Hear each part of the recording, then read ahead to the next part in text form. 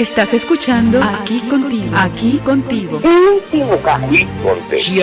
Ici avec vous. Here with you.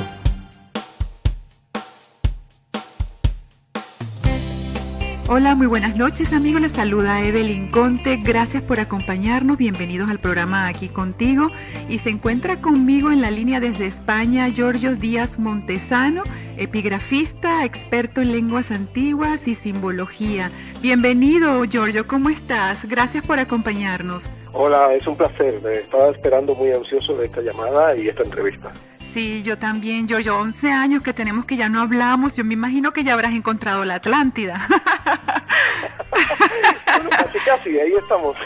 Bueno, vamos a empezar primero para retomar de esos años que hablamos anteriormente. ¿Qué fue lo que te motivó a ti a empezar a estudiar a la Atlántida y a buscarla? ¿Qué fue lo que más te motivó a hacer esto? Uy, esa pregunta siempre es tan difícil de contestar. Yo tenía como 14 o 15 años, no había cumplido los 15 todavía cuando leí a Platón por primera vez y me impresionó, me impactó cuando leí la historia, pero no me dediqué a la Atlántida en ese momento. O sea, yo hice arqueología, estudiaba, me metí en cuevas, hice un montón de investigaciones, pasaron los años y realmente fue aquí en España cuando realmente empecé por unos descubrimientos que hice en la costa del noroeste de España, lo que es la zona de Portugal y Galicia. Me llamó la atención ver que entre los petroglifos había millares de petroglifos, un montón hay. Me llamó la atención que un petroglifo, un símbolo que se repite mucho, grabado en la roca, era exactamente igual que el mapa de la capital de la Atlántida que yo leía en todos los libros y en la enciclopedia. Y eso me extrañó, por ahí empecé, y entonces me dio por empezar de nuevo a releer todo lo que había sobre Platón y sobre el Timeo y el Critia, y bueno, me di cuenta que había mucha literatura fantástica de ficción, muchas charlatanería, muchas falsedades, muchas cosas, ¿no? Y me lo fui tomando cada vez más en serio, y como quería tomármelo en serio, decidí hacer lo que no había hecho ningún atlantólogo hasta ese momento, que era acudir a todos los manuscritos. Fue muy difícil, los manuscritos, los códices que se conservan repartidos por distintas universidades del mundo, bibliotecas, colecciones, monasterios incluso, de las copias que hicieron en la Edad Media de los escritos originales de Platón, porque es lo único que tenemos. O sea, no tenemos el escrito original de puño y letra de Platón, lo que tenemos son copias del siglo IX, X, XI o XII, que se hacían en los monasterios de copias antiguas, a su vez del siglo a lo mejor V o VI, que a su vez eran copias, y así de las primeras o de lo que hizo Platón, ¿no? Entonces, trabajando con todos esos documentos originales, vamos a llamarlas siempre comillas originales, o sea, los más antiguos que se conservan, y comparándolo con los textos, con las traducciones que hay en inglés, en francés, en español, en italiano, en todos los idiomas del mundo, ¿no? Del Timeo y el Critia, me fui dando cuenta que también se habían traducido erróneamente muchos pasajes, y por culpa de esos errores de traducción, la Atlántida parecía más imposible todavía de lo que parece. ¿Y cuáles fueron esos errores? Y hasta hoy no he parado. Después hablamos de cuáles fueron esos errores que tú estás mencionando para saber cuáles fueron, ¿no? Resumir 2 o 3 que han sido los principales, digamos, de que haya tantas teorías, tantas hipótesis, una locura total, ¿no? Por ejemplo, la traducción más errónea, la principal, tenía que ver con la antigüedad, que en todos los libros que usted pueda comprar del Timeo y el Critia, lo lees y parece que se dice que la Atlántida se hundió hace unos 11.500 años, o sea, 9.000 años antes de Solón. Cuando lees el texto en griego, lo que se dice, cuando se menciona esa fecha de 9.000 años antes de Solón, se da para fijar la época en que empieza la historia, que dice cuando se funda la ciudad de Atenas y cuando se origina la Atlántida. Y después van explicando cómo va pasando el tiempo y ellos van evolucionando hasta que llegan a la Edad del Bronce, y en los tiempos en que reinaban los quecrópidas, que eran Quecros, Erecteo, Erictonio, unos reyes legendarios de Atenas, que ya es en el 1500 a.C., es cuando dice que se provoca la batalla entre los atlantes y los griegos y los egipcios, y ocurre la catástrofe y se hunde la Atlántida. O sea que la Atlántida no se hundió hace 11.000 años o 9.000 años de eso, sino mucho más reciente, en la Edad del Bronce.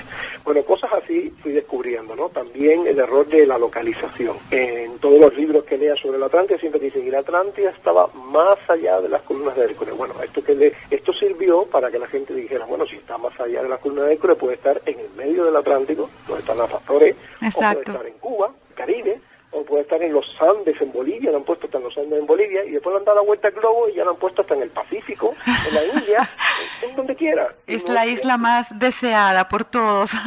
Claro, pero cuando se mira, cuando se trabaja con el texto griego, se ve exactamente que lo que dice Platón es pro tu estomatos, que en griego significa delante de la boca, dice que ustedes llaman, o sea, boca, embocadura, una desembocadura, un estrecho, que ustedes llaman columnas de Hércules. Las columnas de Hércules era el estrecho de Gibraltar. Y la palabra pro tu significa delante de, se usaba, esa preposición la usaban todos los griegos, en todos los textos está, yo los verifiqué todo uno por uno, desde lo más antiguo de Homero, siempre se usaba para señalar algo que estaba muy cerquita a la vista. Quiere decir, cuando los marineros salían del estrecho de Gibraltar y entraban en el Golfo de Cádiz, entre lo que es la costa de Andalucía y Marruecos, ya estaban viendo la isla de la Atlántida, por lo menos estarían viendo, aunque sea, por muy lejos que estuviera, estaba a la vista por lo menos las montañas de la Atlántida, entonces no podía estar demasiado lejos. Son errores, pero que yo he ido, en eso ha consistido mi trabajo, en todo esto. ¿Y qué me dices del nombre de Atlántida? ¿Se decía Atlántida o no? Bueno, eso también es otra cosa. Realmente no es el nombre correcto, porque hay un pasaje en el Critia 113e, esto es como la Biblia con los versículos. Uy, sí, de verdad. Bueno, por ahí pueden buscar Critia 113e, del 113a a la E, en esa sección, y verán cómo explica, hay una advertencia que hace Critias, el tío abuelo de Platón, que es el que está narrando la historia, hace una advertencia y dice, bueno, primero tengo que advertir, para que no se alarmen cuando escuchen nombres griegos, o sea, nombres de personajes griegos, cuando no deberían existir esos nombres, porque son gente bárbara, o sea, ellos usaban bárbaros para referencias no griegos, o sea, gente pueblo extranjero que no es griego, los atlantes, ¿no? Y entonces explica por qué, y dice, Solón vio que los egipcios habían traducido los nombres originales Atlántida al egipcio, según el significado de cada nombre, y él creyó oportuno hacer lo mismo y traducirlo según el significado al nombre griego. Y Atlas es un nombre griego, Atlantis es un nombre griego, entonces quiere decir que no es el nombre original de la isla, sino el nombre que encontró Solón, que más se acercaba al significado original que tendría el nombre original de esa isla, que desgraciadamente no lo sabemos, que no nos dejó el nombre original. Sin embargo, cuando habla del segundo hermano gemelo de Atlas, que fue el primer rey, el que dice que dio origen al nombre de la isla, sí nos deja el nombre original y la traducción en griego. Nos dice, se llamaba Gadeiro en lengua indígena nativa del país de Atlantis, pero Solón lo tradujo al griego por Eumelo. Entonces, como ya sabemos lo que significa Eumelo en griego, que significa el que tiene muchos ganados, pero ganado menor, o sea, ganado de ovejas, de cabras, ¿no? El ganadero que tiene excelente ganado de cabras o de ovejas. Entonces eso es lo que significaba gadeiro. Me puse a buscar en todas las lenguas del mundo y después de consultar todas las bases de datos, todos los lexicones de todas las lenguas del mundo antigua, solo hay un grupo de lenguas que son las lenguas semíticas, o sea, asirio-babilónico, hebreo, arameo, fenicio, o sea, de la familia semítica, es donde único existe la forma gadeira, gadira, gadis, con todas sus variantes, con el mismo significado. Cabras, ovejas, ganaderos que tienen buenas ovejas. Ya está. Así pude llegar a algo que nadie había llegado tampoco antes, a saber cuál era la lengua de los atlantes. Era una lengua semítica, tenía que ser la lengua semítica porque es impensable que el segundo hermano gemelo de la civilización de Atlante, Poseidón, que era su padre, ¿no? El propio dios Poseidón, le vaya a poner un nombre en una lengua extranjera. Claro. Que le ponga un nombre en la lengua de su país, en su lengua. Entonces está claro que la civilización de la Atlántida no era indoeuropea, era semítica y tenía una lengua semítica, y muy probablemente los fenicios, los hebreos, los arameos, y por eso los fenicios fueron el imperio realmente más grande marítimo que hubo en la antigüedad, son descendientes de los atlantes, heredaron la tecnología, heredaron esa pasión por vivir más en el mar que en la tierra misma. Entonces, para cuando vamos a nombrar, ya no decimos Atlántida, decimos ¿cómo entonces? ¿Atlantis? No, vamos a ver, tenemos que seguir diciendo Atlántida y Atlantis porque ya está, porque es la traducción que nos ha quedado en griego, del nombre de la isla. Lo único que podemos saber es que la isla tenía un nombre que significaba el que soporta o sostiene el peso del cielo, porque ese es el significado del nombre Atlas. Y entre los egipcios había un dios equivalente del mismo Atlas que se llamaba Shu, que también era el dios que soportaba el cielo, y lo representan así con los brazos en alto aguantando el techo del cielo, igual que Atlas aguantando la bola del cielo, el techo del cielo también se ve en el Partenón, por ejemplo. Entonces, eso es lo único que sabemos, que el nombre de la isla significaba aquel que soporta o sostiene, o la isla que soporta o sostiene el peso del mundo, el peso del cielo, algo así. Pero no podemos saber exactamente como se decía. Claro, Entonces, para como entender ya- el lenguaje. Como ya más o menos sabemos que la lengua era semítica, por ahí empecé a estudiar y encontré y busqué las palabras que tenían ese mismo significado, o sea, digamos, el equivalente de Atlas en griego, en semítico. Y entonces resulta que casualidad que aparecieron nombres como Esbilia, Esbalia, Esbililla, que es la forma más antigua del nombre de Sevilla. También apareció el nombre como Spal, Spali, y es el antiguo nombre de Sevilla también. Todas estas palabras que te estoy mencionando en fenicio significan lo mismo que Atlas en griego. Increíble, qué interesante. Encontré muchos mapas egipcios, casi 200 mapas egipcios con la isla Atlántida representada delante del estrecho de Gibraltar, con todos sus textos, su nombre, dice que era la isla de los dioses, la isla del origen, donde surgió todos los dioses, toda la humanidad, todas las culturas, el mundo entero.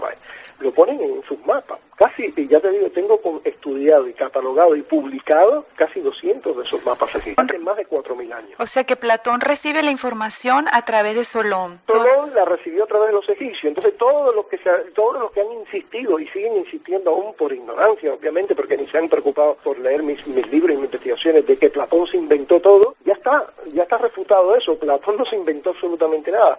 No solo porque he encontrado montones de evidencias y de datos que demuestran que efectivamente era una tradición conservada entre los egipcios, y que es lo que se cuenta, que los egipcios se lo contaron a Solón, y ellos le dijeron a Solón, es una historia que tenemos registrada en nuestros archivos desde hace mucho tiempo. No solo ya está demostrado eso, sino que Plutarco, un gran historiador de la antigüedad, no un mitógrafo ni nadie que se dedicaba a inventar mitos, no, un historiador muy serio, de los mejores, estuvo en Egipto mucho tiempo, estudió los archivos allí, los consultó, y él declara, después de haber consultado esos archivos egipcios, los vio con sus propios ojos, hasta los nombres de los dos sacerdotes que le habían contado la historia a Solón, que ni el propio Platón lo había escrito. Nos dijo que se llamaba Songis de Sais y Xenofis de Heliópolis, que eran los dos sabios más reputados, lo aclara así, los dos sabios más serios, más reputados, de mayor prestigio, de aquellos momentos, de aquellos tiempos en que Solón visita Egipto.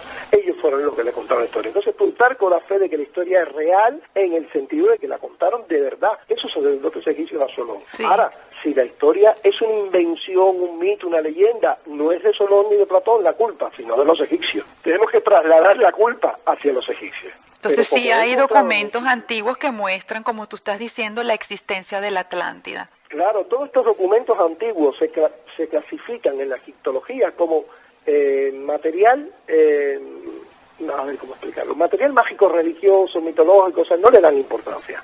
Para la mayoría de los egiptólogos, todas estas historias, todos estos mapas que hablan de esas islas paradisíacas en el horizonte, en el occidente, en un lugar que es casi como un paraíso, esas islas no maravillosas en ese océano y tal, para los egiptólogos eso es literatura fantástica. O sea, la parte de la literatura fantástica, o sea, cosas que se inventaban los egipcios y ya está. Vale, puede ser. Pero por eso yo no me limité solo a buscar, digamos, indicios dentro de la literatura o de los textos jeroglíficos egipcios.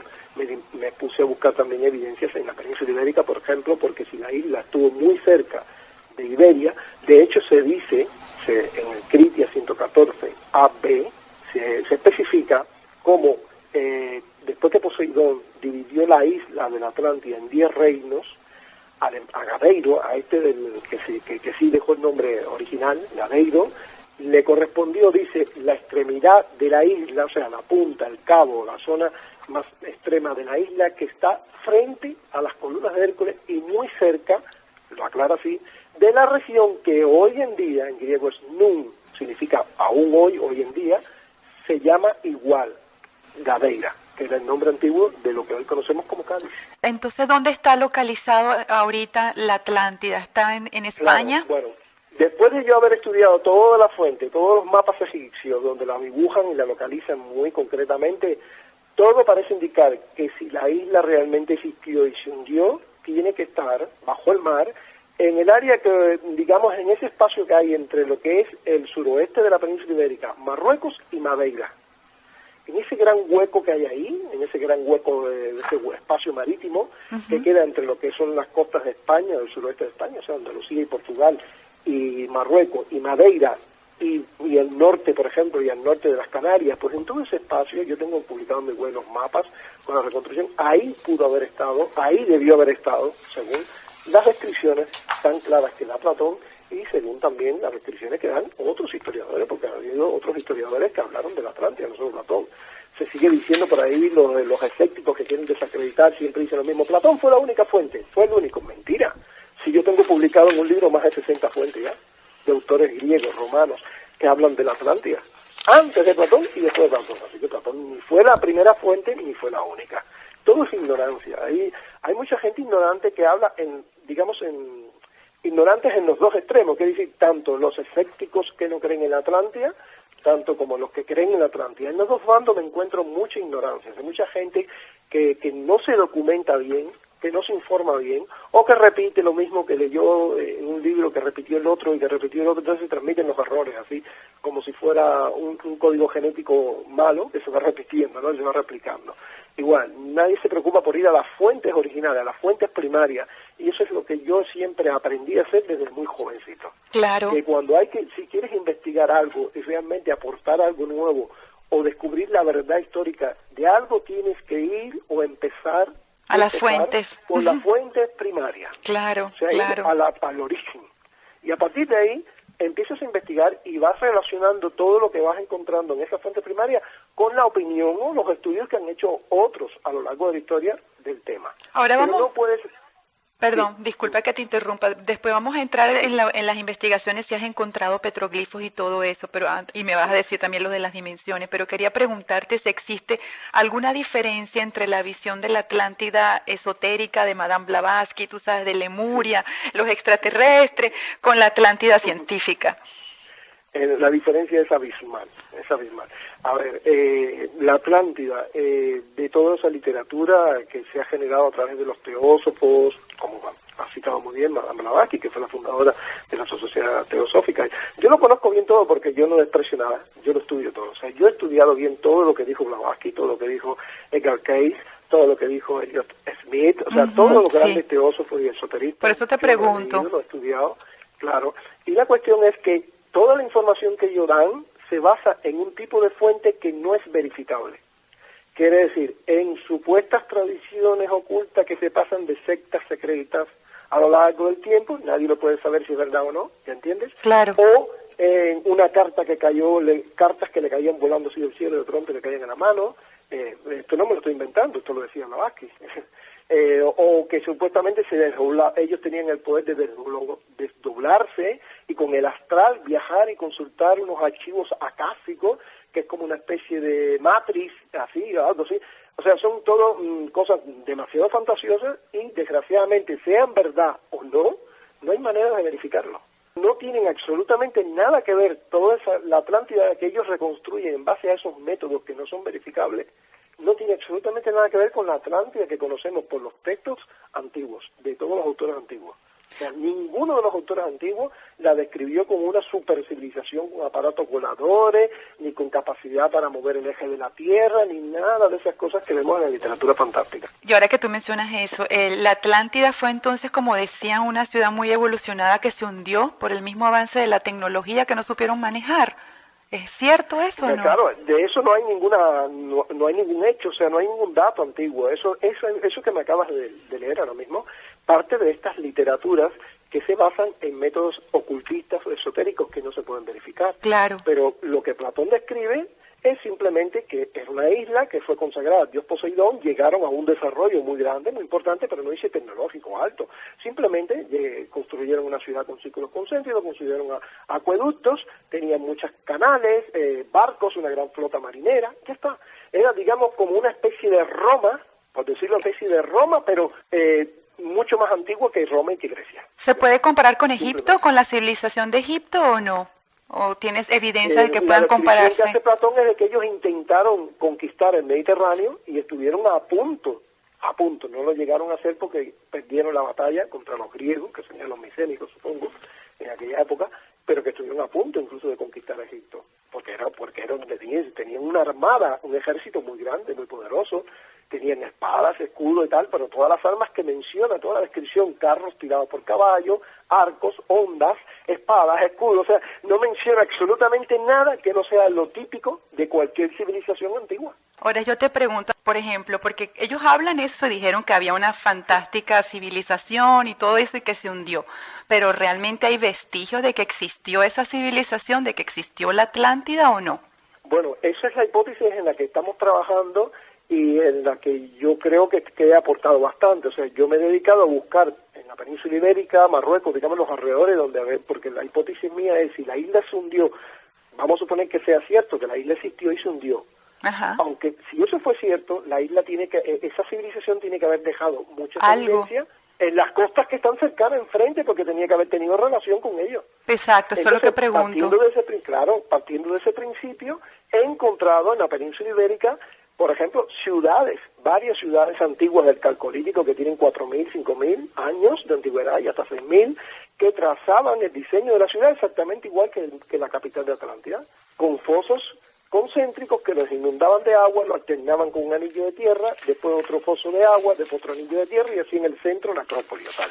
Entonces hemos encontrado varias ciudades así ya, o sea, único en el mundo, solo en la península ibérica, en la zona más cercana precisamente a la Atlántida. He encontrado ese mismo diseño en símbolos, en vasijas de cerámica, en petrolíferos, también único en el mundo, con el canal central, como lo describe Platón, un canal que unía para acceder hasta el centro de la Acrópolis, atravesando todos los fosos y los canales y los anillos, y ese canal se extendía hasta el mar. Pues ese símbolo lo he encontrado. He encontrado petrolíferos, mapas rupestres donde se ve lo que sería la península ibérica, el estrecho África y delante la isla dibujada con la ciudad concéntrica, con sus círculos concéntricos dentro, con barcos así como hundiéndose, tirándose de cabeza, olas cubriéndole, o sea, representaciones hasta de la catástrofe, hasta de la historia de lo que ocurrió. Y estos petrolíferos han sido datados por los arqueólogos, descubiertos por ellos, y datados por ellos en finales de la Edad del Bronce, o sea, no es una cosa que pueda haber falsificado yo, la han encontrado los arqueólogos oficiales, ¿entiendes? Ellos lo que no se dieron cuenta de lo que había ahí, y yo sí me he dado cuenta, y gracias a esos descubrimientos que he venido haciendo, es que National Geographic y James Cameron se han fijado en mí para hacer este documental. Exacto, esto te iba a preguntar, que hasta dónde llegaron ya con el documental, ¿han podido llegar al sitio, hacer las investigaciones bajo el agua, recogiste fotos, imágenes? Hemos hecho, mira, el documental se compone de 3 partes. Ya se hizo una primera parte hace un par de años con algunas de las informaciones que yo di, en aquel no aparecí, en este sí ya aparezco yo en varios sitios, guiando un poco toda la investigación, buscando bajo el agua también, y hay otra tercera parte que va a ser, digamos, la que más realmente quiere la gente, pero lo quieren dosificar ellos así, que va a estar más centrada en lo que se encontró y en lo que se va a seguir buscando, porque estamos en eso bajo el mar. En este documental se muestran todos los sitios en tierras así más significativos, con las ciudades concéntricas, los petrolíferos, las pinturas, una cueva llena de barcos en Jimena de la frontera en Cádiz, con barcos que han sido datados en más de 6.000 años, son los barcos veleros más antiguos de la humanidad, con una inscripción que se lee, habla del lugar de la isla hundida y señala para el Golfo de Cádiz. O sea, en este documental van a hacer cosas muy interesantes y también algunos sitios bajo el mar, pero no todos, ¿eh? De hecho, yo estoy convencido que el documental va a sacar de lo que hay bajo el mar, de lo que hemos estado filmando, va a sacar muy poquito, porque quiere dejar más material para la tercera parte. La tercera parte sí va a ser, prácticamente casi todo va a ser de los sitios bajo el mar. Sí, pero todavía no han encontrado la ciudad en sí, ¿verdad? Todavía no, solamente han encontrado pedazos, vasijas, como tú dijiste, con petroglifos. Claro, nosotros lo que estamos encontrando, la tesis que estamos defendiendo y al nivel que está ahora mismo la investigación es que estamos encontrando restos de la civilización de la Atlántida. Increíble, o sea, qué los maravilla. Que ella fue dejando dispersos en su alrededor, pero todavía no hemos llegado al descubrimiento máximo que, si realmente existió, sería encontrar bajo el mar la ciudad concéntrica, la capital, ¿no? Hundida bajo el mar. Eso es lo que todavía no hemos llegado, pero estamos encontrando asentamientos bajo el mar que a la profundidad a la que están, canteras, puertos marítimos, muelles, o sea, instalaciones de una civilización a la profundidad que están hoy en día bajo el mar. Los geólogos marinos, los oceanógrafos saben la antigüedad y los cálculos hablan de por lo menos 6.000, 7.000, 8.000 años de antigüedad. O sea, está clarísimo que esa civilización entonces no es ni la fenicia, ni la tartésica, ni la romana, ni ninguna de las civilizaciones que conocemos hoy en día. Sí, es como más reciente. Claro, están muy profundas y tienen un nivel de desarrollo tecnológico, digamos, parecido al que se alcanzó varios miles de años después en la Edad del Bronce, por ejemplo. ¿Y por qué se habrá hundido, verdad? ¿Por qué se habrá hundido? Según lo que describe Platón, hubo una serie de seísmos, o sea, terremotos de gran intensidad. Eso es increíble la expresión que utiliza, porque en griego seísmo, él lo traduce seísmo de gran intensidad. Resulta que es el término que utilizan hoy en día los sismólogos para cuando se va a hablar de un gran terremoto que genera grandes tsunamis. Se usa esa expresión, precisamente seísmo o terremoto de gran intensidad. Entonces, según Platón, hubo varios seísmos de gran intensidad seguido de una gran inundación después. Eso es el típico fenómeno conocido como tsunami. El tsunami se genera realmente porque hay grandes terremotos bajo el mar, y esos terremotos ocurren a lo mejor en una zona no muy profunda, o sea, un poco, digamos, no en el medio del océano muy lejos, sino un poco más cerca de la costa y a no demasiada profundidad, y si se producen en el epicentro, ¿no?, con una gran fuerza, con una gran intensidad, pues genera una cantidad de ondas marinas que cuando llegan a la costa, pues es un tsunami, acaba con todo. No hay más que recordar el triste caso del tsunami que ocurrió en toda la zona de Indonesia. Fue enorme. 11, ¿no? Por ahí, sí, enorme fue. Sí, fue devastador. Claro, y bueno, pues imaginen ustedes el desastre tan grande que hubo y lo que generó ese tsunami, las ondas sísmicas que lo generaron en el fondo del mar, no eran de gran intensidad. Así que imagínense varios, lo dice así Platón, varios seísmos seguidos, continuados, de gran intensidad. O sea, eso es más que suficiente para haber creado una catástrofe enorme. Y como si la isla estaba en la zona en la que dice Platón que estaba, da la casualidad, o no, se hundió completica. Claro, que justo en el medio pasa la gran falla del choque entre la placa africana y la placa de Europa. Ay, Dios mío, por eso se hundió por completo, que no quedó nada, pues. Claro, entonces lo que dice Platón es eso, que se hundió bajo el mar y desapareció, así mismo, porque él dice en griego, katates, thalases, ephanises. Eso en griego significa, y debajo del mar se hundió, o sea, Dusan, se hundió, ephanises, y después ephanises y desapareció. Ya está claro, debajo del mar se hundió y desapareció. Y incluso después aclara que ya no se podía navegar fácilmente por encima de donde había estado la isla por la cantidad de fango, de barro, claro, vegetación, lo que sea, que se había acumulado en aquellos momentos, claro, recientes, digamos, en el tiempo al hundimiento. Ya después el mar se encargó de limpiar todo eso, por supuesto. Ya sabemos por la geología que muchas islas en el Atlántico y en el Pacífico, en todos lados, han estado en la intemperie, o sea, han estado durante mucho tiempo emergidas, y de buena primera, de golpe y porrazo, se han hundido hasta 1.000, 2.000 y 4.000 metros de profundidad. O sea que no es ciencia ficción, es una realidad comprobada científicamente. Lo probado todavía, si la Atlántida existió, si está bajo el mar, si estuvo encima de una de esas islas que se hundió. Pero hay un montón de islas delante de Gibraltar y delante de Marruecos, entre España y las Azores, hay muchas islas que fueron una vez, estuvieron emergidas, no se sabe cuándo exactamente, y se hundieron de golpe. ¿Qué dimensión tendría esta isla? Según las dimensiones que da Platón, no sería demasiado grande. Eso también es otro de los errores, de los que ahorita no lo hablé, pero bueno, es otro de los errores, que todo el mundo ha pensado una cosa gigantesca y todo el mundo dice el continente desaparecido de la Atlántida. Sí. Para empezar, Platón jamás utiliza la palabra continente, que en griego es epiros, nunca. Siempre se refiere a la Atlántida como una isla. Si la isla hubiera sido demasiado gigantesca como el tamaño de un continente, pues Platón habría dicho continente. Exacto. No dice continente nunca, siempre dice isla. Entonces, el tamaño que él da de la llanura, los cálculos que puedan haber hecho del texto, digamos, de las dimensiones de egipcias al trasladarlas a la griega, todo eso puede provocar algunos pequeños errores, eso es normal.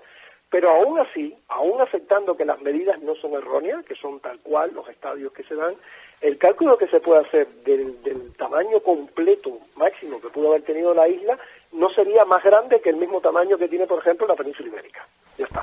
Ya eso es bastante, ¿eh? Eso claro. Es una gran isla. Pero eso sería lo máximo. A lo mejor era la mitad del tamaño de Iberia o incluso como el tamaño de Andalucía o de Portugal nada más. Porque realmente no sabemos exactamente si las medidas son correctas o no.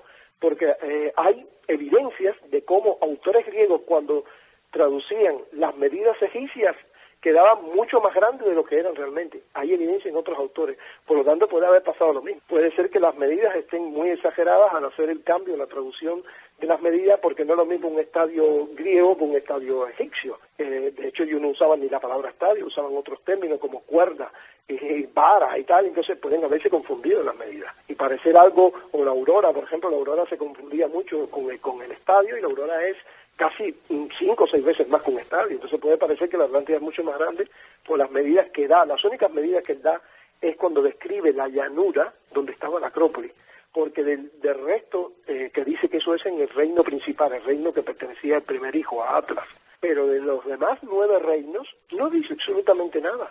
Tuvo que haber sido muy pequeña entonces. No, yo creo que la solución está, como decía el Buda, en el medio. Ni demasiado pequeña, ni demasiado grande. No, al final, si aparece realmente la Atlántida bajo el mar algún día, si aparecen restos de esa isla sumergida, cosa que yo cada vez estoy convencido más, yo estoy convencido que el tamaño va a ser algo intermedio, ni muy grande ni muy pequeña, algo parecido a la península ibérica, o incluso puede que la mitad de la península ibérica, no mucho más. Yo vi que en tu página tú tienes unos dibujos de la misma Atlántida, hay varios dibujos, ¿no?, que parecen como laberintos. ¿Tú crees que esos laberintos que vemos después en otros lados, en otros sitios, pudo haber sido de alguna de esas personas de esa civilización que después lo representó en otros lados, que representó el dibujo de esa misma isla? Claro, eso es una hipótesis viable. Por ejemplo, en todo lo que es la península ibérica, digamos, en todas las zonas que estaban alrededor de donde estaba la Atlántida, están apareciendo por montones. Que aparezcan del otro lado, por ejemplo, de América, pueden aparecer, pero no es tan esperable porque está más lejos, pero pueden aparecer, no tengo ninguna duda. O sea, a mí no me asombraría que en cualquier lugar de las islas del Caribe, Miami, Estados Unidos, en cualquier lugar de eso, un día aparecieran símbolos iguales que lo que aparecen aquí en la península ibérica de la Atlántida. Podrían aparecer perfectamente, porque si ellos tenían, hay un pasaje donde se dice que ellos gobernaban en todas las islas del Atlántico, todas, a lo mejor incluía también la del Caribe. Claro. Pues lo dice, gobernaba en todas las islas del Atlántico, y dice, y también llegaron a tener colonias, no que estuviera la ciudad allí, y eso lo confunde la gente, y llegaron a tener colonias en el continente. Dice que está después de pasar la Atlántida, después de pasar la Atlántida vienen unas islas, y después de esas islas un continente, es América, está claro. Exacto. Porque ya está, las otras islas que están después de la Atlántida son las Azores, y el continente que está enfrente es América. Es cierto. Y entonces se dice que también llegaron a tener colonias allí. Igual que se expandieron por todo el Mediterráneo, dejando colonias en muchos lugares del Mediterráneo, también dejaron colonias en el Atlántico y seguramente en América. Estoy convencido de eso, que no es una cosa que pueda extrañar. Lo que pasa es que primero tenemos que saber qué era exactamente la Atlántida, y en eso estamos. Ese es el proyecto. Exacto. Que llevo años. Y tú con tus investigaciones, exacto. Y me está apoyando Richard Freund, Sinha Jacobovici. O sea, si no fuera por el apoyo tan grande que estoy teniendo ahora mismo de National Geographic y de estos productores, no sería igual. Gracias a ellos ahora he podido tener acceso a alta tecnología marítima, de sonar, barcos, mini submarinos. O sea, ahora vamos a poder investigar en condiciones, ¿no? Y entonces, de momento el proyecto es demostrar, o tratar de, más que demostrar, o sea, tratar de discernir realmente cómo era la cultura de la Atlántida. Y eso es lo que estamos haciendo, reuniendo todas estas evidencias en la península ibérica, Marruecos, en las Azores. Ahí en el documental va a haber una parte también en las Azores, donde se va a mostrar cómo en las Azores hay algunas evidencias muy parecidas a las que están apareciendo aquí también en Iberia y en otros lugares del Mediterráneo, y que estamos catalogando como restos de las colonias o de la expansión de los atlantes. Para que se ubique un poco el oyente, la Atlántida realmente surge en el 9000 a.C., eso es lo que dice claramente el texto, se hace 11.500 años, en finales del Paleolítico, digamos, es cuando surge, pero después va progresando con el tiempo hasta que alcanza, así está bien claro en el Critias, la Edad del Bronce. Si la Atlántida se hundió en la Edad del Bronce, es obvio que todas las épocas anteriores, el Neolítico, Calcolítico, exacto, van a haber muchas evidencias que pertenecerían a la civilización de la Atlántida. Exacto. ¿Has podido investigar esas épocas también? Me imagino que sí, para tener estas conclusiones. Sí, claro, mira, la mayoría de las evidencias que mejor se pueden relacionar con lo que describe Platón de la Atlántida que hemos encontrado hasta ahora, están en un marco que va desde el Calcolítico hasta la Edad del Bronce. Increíble, qué maravilla. Durante todo el periodo calcolítico y durante toda la Edad del Bronce es, digamos, ese tiempo, el marco temporal en el que de todas estas evidencias que estamos encontrando en los alrededores de lo que sería la Atlántida. Entonces eso encaja perfectamente no solo con lo que describe Platón, no solo con la época del desarrollo de los atlantes, sino que es algo que es científico, que está ahí, que cualquiera lo puede ver, lo puede verificar. Otra cosa es que no quieras creerlo, bueno, que no te guste la idea, ¿vale? Que no te guste que esos símbolos sean de la Atlántida, que no quieras aceptar que hay una inscripción que habla de una isla hundida y te digas, bueno, puede ser cualquier isla. No, demasiadas coincidencias, ¿no? ¿Y entiendes? Ya ya que cada cual quiera aceptar Claro, o no claro. las evidencias que nosotros estamos encontrando es otra cosa, eso ya depende de cada persona, porque yo te aseguro a ti, personalmente, ya como amiga que eres, que hay personas escépticas, tan escépticas que rayan el fanatismo, y muestren lo que le muestren, aunque le muestren la Atlántida, que con un cartel que diga Welcome to Atlantis, no lo van a creer. Es así. Pero Porque en esta vida, imagínate, ya le estás desgraciadamente, dando casi las todo se mueve de la evidencias. misma manera. Y ya le estás Claro. dando las evidencias, les estás dando ya tienes una cantidad de estudios que has recogido y qué más quieren para comprobar que existió una isla y que se hundió. Y ahorita a mí siempre me piden, ellos los escépticos que me critican siempre me dicen lo mismo. Cuando muestres la ciudad y con un cartel que diga Welcome to Atlantis, te empezaremos a creer. Me lo dicen en broma, pero es verdad. Wow, increíble. Es verdad. O sea, ellos lo dicen en broma, así medio en broma, pero es verdad. Son personas que están plantadas en esa situación. Pero según No tu van a opinión ya aceptar estás la más existencia de la cerca. Atlántida, claro. Ya estás más cerca. Yo me acuerdo cuando hace 11 años te entrevisté, todavía estaba, Bueno, en aquella época imagínate. solo tenía estudios de documentos de texto, pero de Exacto. evidencias arqueológicas no tenía casi nada. Estaba Ahorita empezando, como sí, quien dice. ahorita sí las tienes. ¿Cuándo va a ser la próxima expedición que van a ir justamente a ese sitio a Bueno. sacar más información? Bueno, te explico. Nosotros ahora tenemos una sociedad que es Scientific Anthropology International Society, y las siglas son SAIS, como el nombre de la ciudad donde comenzó toda la historia, donde estuvo Solón. O sea, qué casualidad, ¿no? Sí, Las siglas son exacto. SAIS. Y entonces, con nuestra sociedad científica, que cualquiera puede pertenecer a ella, de paso lo digo, ya tenemos bastantes miembros, y tenemos miembros de honor muy importantes. Vamos a continuar con estas investigaciones, tenemos planes, proyectos y seguimos estudiando y vamos a seguir buscando bajo el mar, vamos a seguir cada vez añadiendo más sitios y preparando material para el próximo documental, que seguro será dentro de 3 o 4 años, porque hay que dejar que amortice, ¿no?, económicamente que va a salir a finales de este año. Claro, ¿y cuántos libros Y ya dentro de tienes 4 años, tú? pues habrá un tercer documental. Entonces, para ese tercer documental ya habremos encontrado muchas más evidencias que se van a mostrar. Y bueno, ya te digo, hay planes, hay proyectos, e incluso hay un proyecto universitario, dos ¿Cuál es? universidades norteamericanas que están dispuestas, ya se han ofrecido, de hecho ya están preparando su web para lanzarla a finales de este año, para apoyar mis investigaciones, y de esas dos universidades, de momento está un poquito en secreto el tema, pero pronto se va a saber, van a proponer también a una universidad española que se cree un departamento con alguien, aunque sea con una persona, aunque sea, para que apoye mis investigaciones y las investigaciones de la SAI. O sea, para que todo esté Excelente. regulado universitariamente y sea algo oficial ya, Claro. algo serio de verdad. Excelente. Y bueno, todo esto gracias a la intervención de Cameron y de Finca y de National Geographic, y de Freud, si no, no se habría podido conseguir. No, Claro. qué maravilla, te felicito, es un gran logro, te felicito por todo el trabajo, te lo mereces, de verdad que te lo mereces, que ya tengas el respaldo y más de esta compañía tan grande. Y aparte de toda esa cantidad de libros que tú has escrito, ¿cuál otro nos tienes ahora que vayas a sacar en estos momentos? Vale, sí, yo tengo como casi una treintena de libros ya publicados, pero yo recomiendo ahora mismo a la persona que esté escuchando y quiera hacerse una idea realmente, digamos, lo más completita posible, ¿no?, de todo lo que he hecho durante estos últimos 20 años, pues lo mejor es que espere entonces al libro que voy a sacar ahora a final de año junto con el documental. O sea, en el ¿Cómo mismo se momento llama, que se estrene Giorgio? el documental, el libro ya va a estar en la calle y se va a llamar Atlantis NG, de las siglas de abreviatura de National Geographic, ¿no? La búsqueda científica en National Geographic y la búsqueda científica de la Atlántida.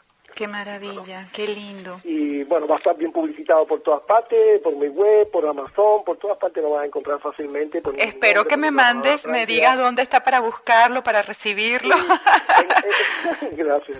El libro es sencillo, o sea, he tratado de no complicarlo demasiado científicamente como los otros anteriores que son casi para universitarios. Sí. Lo he hecho lo más sencillo posible, he tratado de que tenga las notas al pie de páginas no sean demasiado, o sea, todo lo mínimo posible para que sea fácil de leer, y tiene muchas fotos, muchos mapas, muchos dibujos, que eso le encanta a la gente, y por supuesto en el libro va a haber un capítulo por cada sitio que sale en el documental, completamente ampliado, con todos los detalles, fotos inéditas y cosas, porque en los documentales ya sabes que siempre lo que te saca son segundos de cada cosa, ¿no? Es cierto. Y la gente se va a quedar con muchas ganas de saber más. Bueno, pues con este libro van a poder tener todo detallado y ampliado. ¿Y cuándo va a salir el primer documental o ya salió y me lo perdí? El primer documental salió en 2011. Ahí se habló de parte de mis teorías y tal, pero yo no aparecí en ese documental, no pude en ese momento por muchas cosas que pasaron. Pero aquel documental era casi como una introducción. Se basó prácticamente nada más que en el coto de Doñana, en la teoría de que a lo mejor Tarteso fuera la Atlántida y que estuviera en Doñana y ya está, y no salió de ahí.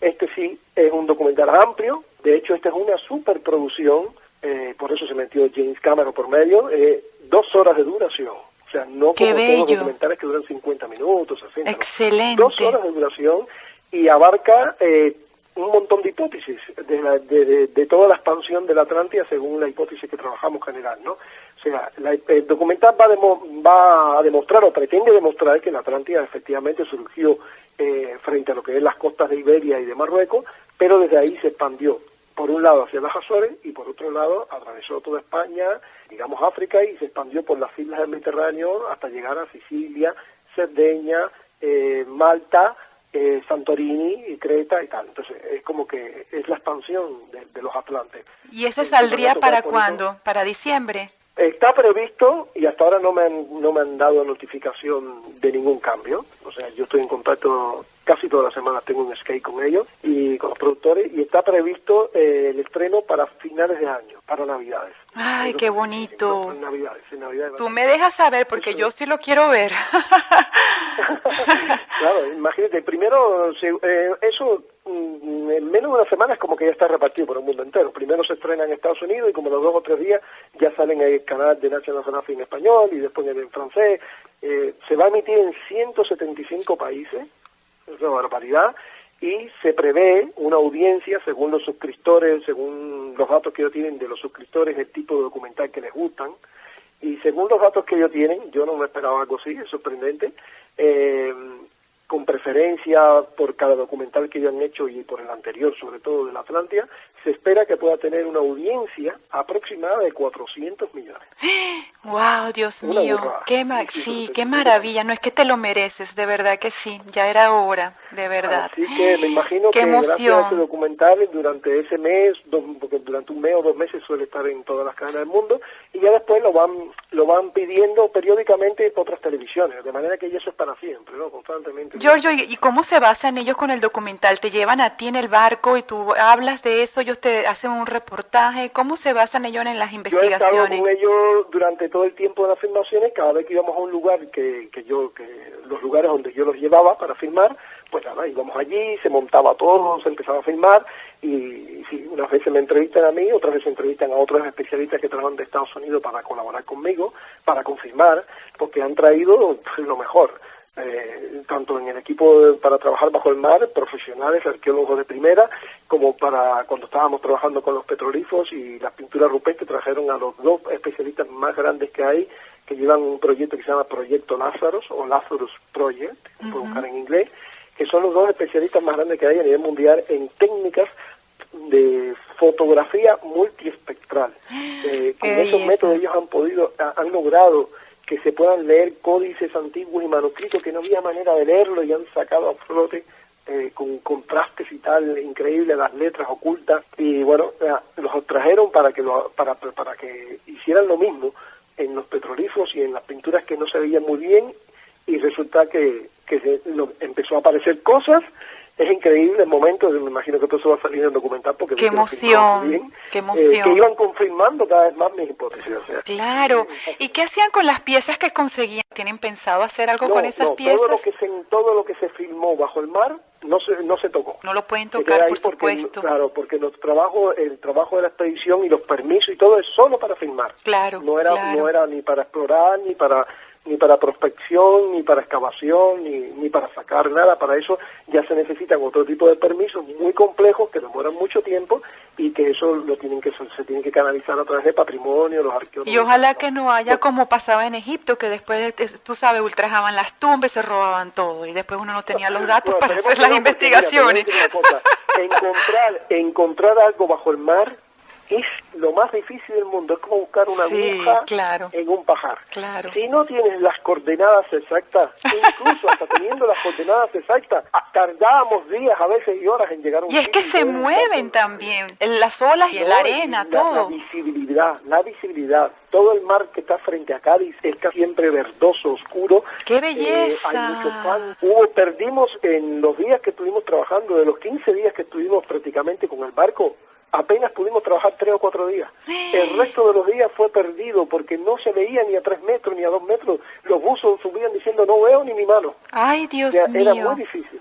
Por eso te digo que estamos tranquilos por esta parte, porque por lo que va a ver la gente ahí, lo que se ha seleccionado para mostrarse en este documental, que es poco, lo van a ver, pero no van a saber exactamente dónde está. No hay problema, nadie se lo va a poder llevar. No, se los lleva el mar primero, se los traga el mar primero.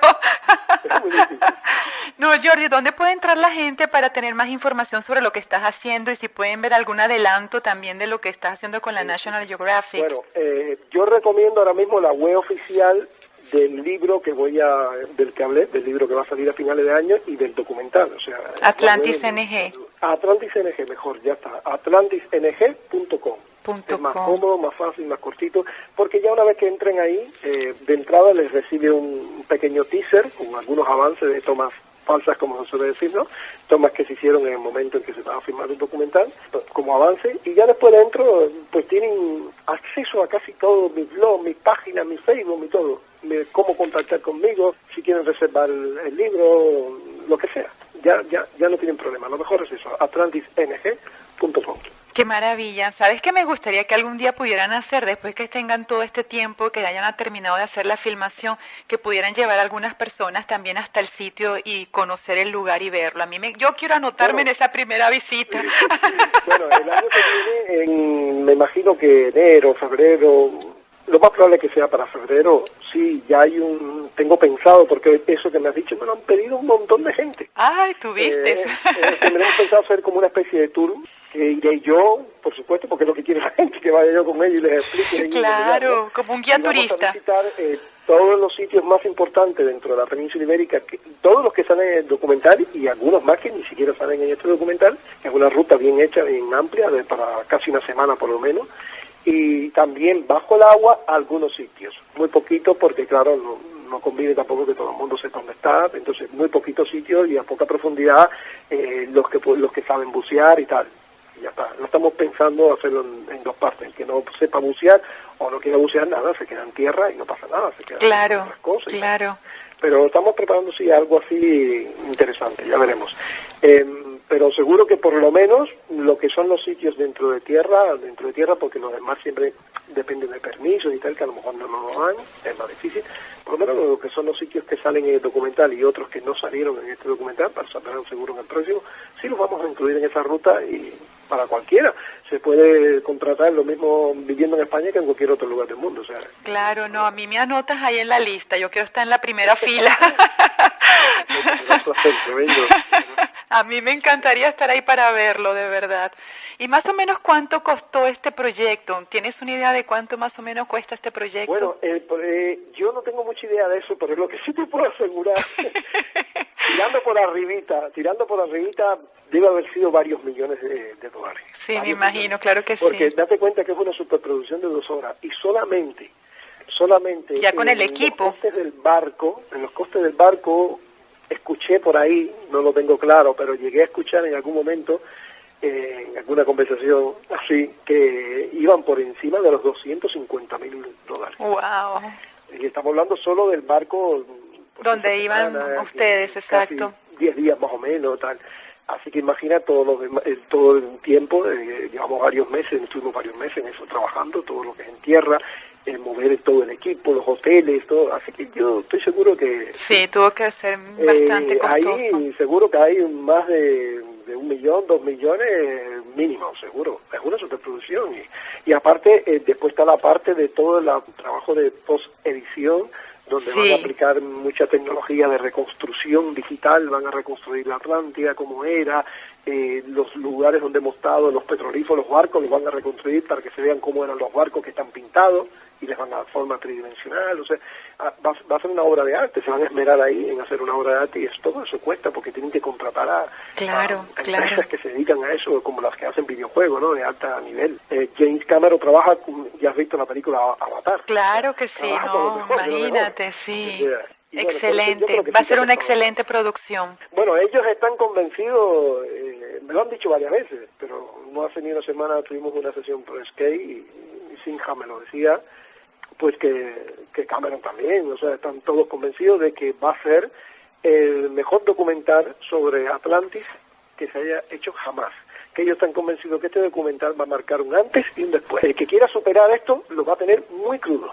Claro. Pero muy crudo, porque para empezar tendrán que contactarlo, que soy en este momento el atlantólogo asesor de National Geographic para estas investigaciones, el que tiene conocimiento de todo esto, que no lo tiene, pero años luz, todos los que se dedican al Atlante en cualquier lugar del mundo por ahí. Y que claro, con todo lo que tú has estudiado y ya tienes de referencia, imagínate, no creo que llegue otro que lo pueda hacer igual. El documental va a ser muy pero que muy difícil. Exactamente, estoy de acuerdo contigo. Yo te digo, tendrían que quedar de acuerdo conmigo y llevar un proyecto adelante y bueno, y ver si están de acuerdo también otras empresas, otras entidades, porque ahora mismo yo tengo un compromiso, no solo por escrito de contrato, sino también moral, de amistad, de agradecimiento con James Cameron, y no es tan fácil, o sea.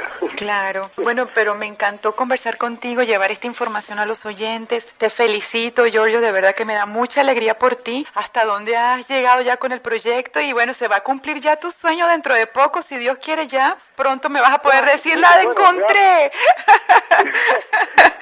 Yo te voy a decir, yo me siento bastante realizado y por todos los años que he estado dedicando duro a esto y que he sufrido muchísimo, pero muchísimo, y bueno, la gente que me conoce, mis seguidores leales lo saben, todo lo que he tenido que pasar y aguantar. Ya me siento bastante realizado, la verdad, y ojalá, de verdad, antes que yo muera, antes que me vaya de esta vida, aparezca la Atlántida, aunque no sea en el lugar exacto donde yo digo que deba estar, y sea un poco más allá, da igual. Es cierto. Y aunque la encuentre otro incluso. Claro, claro. Apareciera de verdad, o no apareciera y no sé, y encontráramos evidencias científicas irrefutables de que nunca existió y que fue una leyenda que se inventó alguien. Ahora, lo que sí está claro ya, y en este documental va a quedar bien claro, es que la tradición, la leyenda, vamos a llamarlo así de momento, sobre esa civilización o sobre esa isla, ya existía en la península ibérica hace miles de años y lo reflejaban en pinturas rupestres, en símbolos, ¿tú me entiendes? Entonces, si no existió, alguien de la península ibérica inventó la leyenda hace varios miles de años. ¿Te imaginas? Y de ahí pasó por África y llegó hasta los egipcios. Wow, pero eso puede pasar, es cierto. Claro.